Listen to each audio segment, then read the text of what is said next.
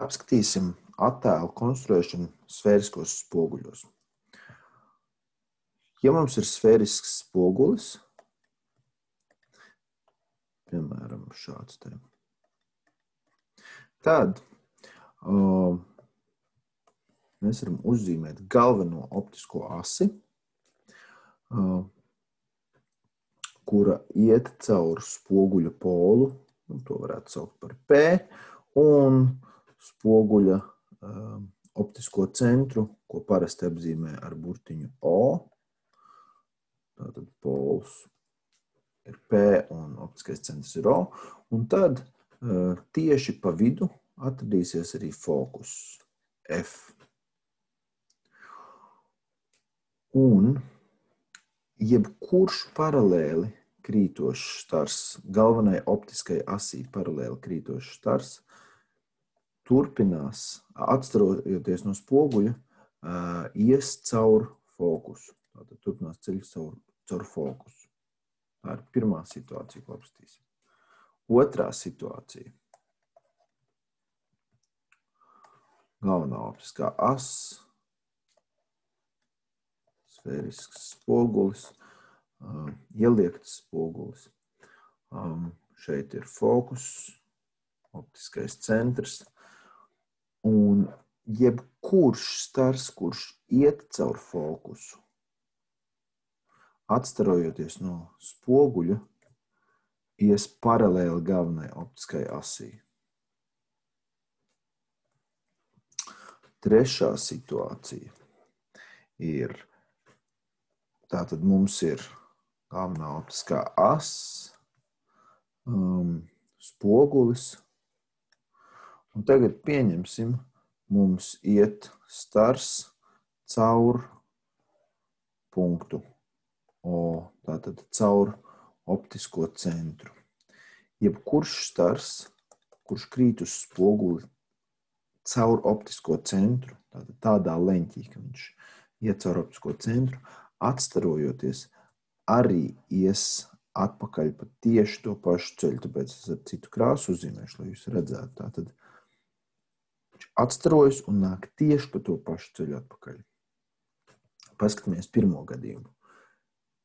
Stars krīt paralēli, iet caur fokusu. Otrajā gadījumā stars krīt caur fokusu un iet paralēli. Pirmais un otrais gadījums ļoti labi parāda staru apgriežamības principu. Tātad, ka stars gan vienā, gan otrā virzienā vienmēr iet pa vienu to pašu ceļu. Tad trešais gadījums ļoti uzskatāmi parāda atstarošanās likumu, ka krišanas leņķis ir vienāds ar atstarošanās leņķi, kaut gan arī pārējos tas izpildās. Šeit ļoti labi to var redzēt, jo šis ir rādijus, un rādijus ar virsmas normāli šeit veido 90 grādus, un ar pieskari, es atvainojos, veido 90 grādus, un sanāk, ka krišanas leņķis ir 0 grādi, tad arī atstarošanās leņķis ir 0 grādi. Un ceturtā situācija ir šāda. Tātad mums ir spogulis, galvenā optiskā as, spogulis, ieliekts, protams, spogulis, un mums, piemēram, krīt stars kaut kā šādi. Tad šāds te stars, atstarojoties, ies caur, tātad mums ir jāuzzīmē vispirms optiskā blakusas, un blakusas iet caur punktu O, tāda, kas ir paralēla šim te krītošiem staram. Un tādā gadījumā atstarojoties, šis te stars ies caur, precīzāk uzzīmēsim, ies caur punktu, sauksim to par F1, un tad te būtu F. Protams, šiem te atomiem jābūt vienādiem, nav ļoti precīzi tā konstrukcija, bet tā tad šī ir optiskā blakusas, un tad jebkurš krītošs stars paralēlu optisko asi krustos punktā kaut kādu, sauksim to par F1. Tas ir par ieliektiem spoguļiem. Apskatīsim izliektus spoguļus. Tātad pirmais gadījums, galvenā optiskā as, mums ir izliekts spogulis un krītošs stars, un pieņemsim šādi te stars. Tāpat kā šeit pirmajā situācijā bija paralēli galvenajai optiskajai asī, tāpat arī šeit stars krīt paralēli galvenajai optiskajai asī, tad šis te stars atstarosies tā, lai tā turpinājums, lai šī te stara turpinājums ietu caur fokusu. Un te ir fokus, un es raustītu līniju zīmēju tāpēc, ka šeit tas stars neiet. Šeit iet tikai stara turpinājums, iedomāts turpinājums. Reāli stars atstarojas. Tā ir pirmā situācija. Un otrā situācija, līdzīgi kā pirms tam, tad te mums ir izliekts spogulis, un apskatīsim situāciju, kur krītošs stars jau krīt tā, ka viņa turpinājums iet caur fokusu. Atkal parādīšu, ka tomēr ir jālieto raustīta līnija šeit, jo tas stars patiesībā tur neiet. Tātad krīt šādi, tad atstarotais stars turpinās savu ceļu paralēli galvenai optiskai asī. Trešais gadījums.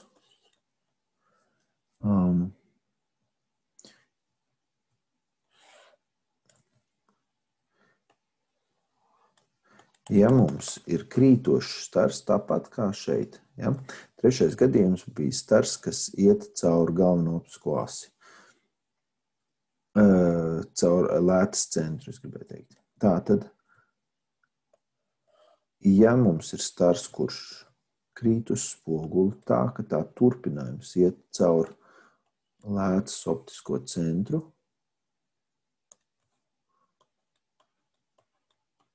tūlīt tās uzzīmēsim, kā pienāks ar raustītām līnijām, tad atstarotais stars ies tieši pa to pašu ceļu atpakaļ. Tātad, jā. Un tad ceturtais gadījums ir šāds. Mums ir spogulis.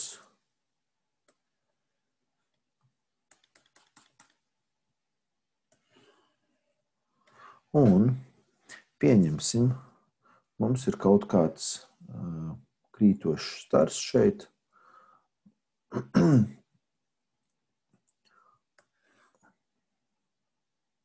Kaut kā šādi apmēram. Ja? Tad šis te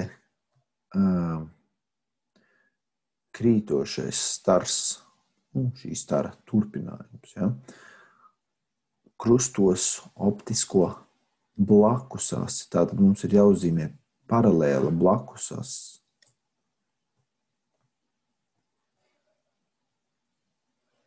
Apmēram tik garu zīmēsim. Ja? Tātad šī te atstarotā stara turpinājums, es uzreiz varbūt šādi zīmēšu. Tātad ies caur kaut kādu punktu F1. Šeit ir atstarotais stars, un šis te ir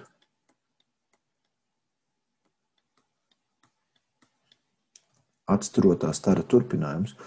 Tātad šis te atstarotais stars krustos paralēlu optisko blakusas punktā F1. Paralēlu krītošiem staram. Lūk, tās ir galvenās idejas, kas mums ir jāzina. Un tad apskatīsim tagad pāris situācijas ar kaut kādiem spoguļiem un attēliem, kā tad praktiski šos te attēlus konstruēt. Apskatīsim gadījumu, kad mums šeit ir spogulis. Galvenā optiskā as, te būs fokus, te ir kaut kur optiskais centrs, un, piemēram, mums šeit ir, zīmēsim višķi rasnāku, šeit ir tas priekšmets. Mums teorētiski būtu jāzīmē pilnīgi visi punkti, visi stari, kas no šiem punktiem iet, bet tas nav iespējams. Bet mēs varam apskatīt tikai dažus punktus, un pārējos jau mēs varam paredzēt. Apskatīsim tieši vienu punktu sākumā, augšējo punktu. Un apskatīsim divus starus. Tur, kur tie stari krustojas, tur šis te punkts, tātad no punkta tie stari sākumā izklīst visos virzienos. Iet šādi, šādi, šādi. Bet tur, kur šie te stari atkal sanāk kopā punktā, mēs varam teikt, ka tur veidojas attēls. Tur punkts atkal kļūst par punktu un ir skaidri saprotams, nav izplūdes. Un mēs varam apskatīt divus starus, kurus mēs pilnīgi noteikti zinām, kā viņi ies. Mēs zinām vienmēr staru, kurš iet paralēli galvenajai optiskajai asī. Mēs zinām, ka turpina savu ceļu caur fokusu. Un mēs zinām, ka tie stari, kas iet caur fokusu, atstarojas paralēli galvenajai optiskajai asī. Tātad mēs apskatījām divus starus, un mēs redzam, ka te tie stari bija vienā punktā, atstarojoties no sfēriskas spoguļa, šajā punktā atkal sanāca kopā, un mēs varam teikt, ka šeit ir mūsu attēls. Un, ja te nosauksim šo attēlu par AB, tad šis būtu kaut kāds A', B'. Mēs redzam, ka attēls ir apgriezts, mēs redzam, ka attēls ir arī samazināts, un tā kā šo attēlu nevar projicēt uz ekrāna, var projicēt uz ekrāna, tad šeit novietojot ekrānu, mēs tiešām šo punktu redzētu kā punktu, un mēs varam teikt, ka tas attēls ir reāls, tāpēc, ka viņi var projicēt uz ekrānu.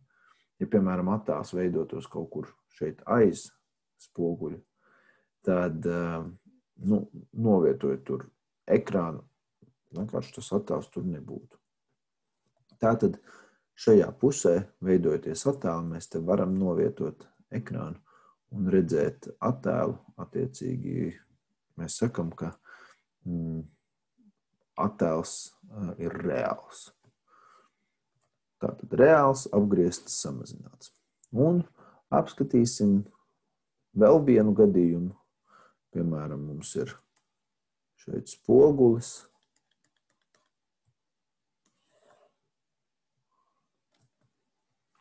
Un mums patiesībā uzzīmēsim nedaudz šeit, lai vieglāk.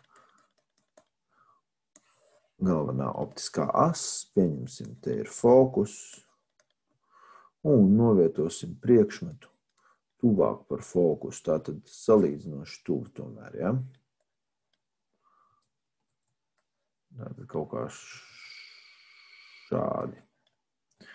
Nu, un mums ir jāapskata vismaz divi stari. Pirmais stars, kuru mēs apskatīsim, būs paralēli krītošais stars. Tātad šādi krītošs stars, un paralēli krītošs stars krīt tā, lai ietu caur fokusu tālāk. Bet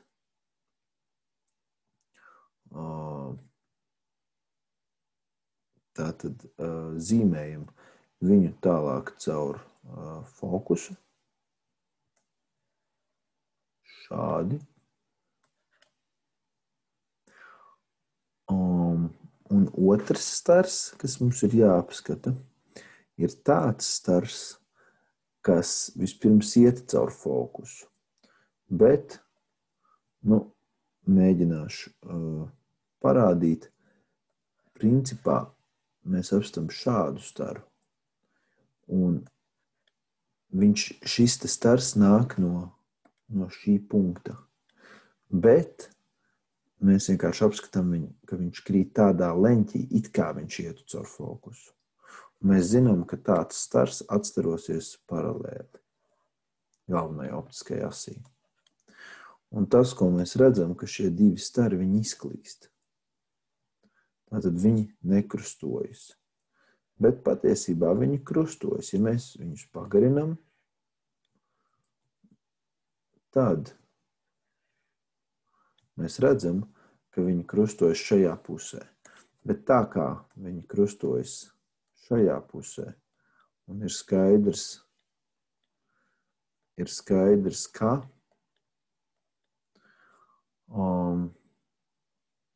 tie stari reāli neaiziet, tie ir tikai staru pagarinājumi. Tātad šeit stari patiesībā nenonāk.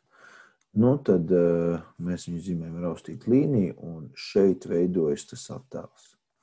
Ja mēs šo sākotnējo priekšmetu nosaucam par AB, tad šis būs A', B'. Un tā kā šeit novietojot ekrānu, mēs viņu nevaram tur projicēt šo te attēlu.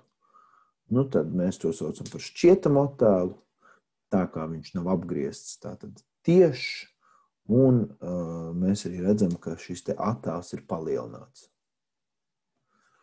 Tātad vienkārši vajag iegaumēt, ka mēs vienmēr zīmējam tos starus, kurus mēs zinām, kā šie stari iet. Parasti tie ir stari, kas krīt paralēli galvenajai optiskajai asī. Mēs zinām, ka turpinās ceļu caur fokusu. Mēs zinām, ka tie, kas iet caur fokusu, turpinās ceļu paralēli. Un vēl mums ir stars, kas iet caur optisko centru. Tad tas arī nāks atpakaļ pa tieši to pašu ceļu. Un tie principi ir tie, kurus jau sākumā mēs izrunājām. Un ar tiem arī parasti pietiek, lai varētu konstruēt un noteikt, kur tad veidosies tas attēls, lietojot sfēriskus spoguļus.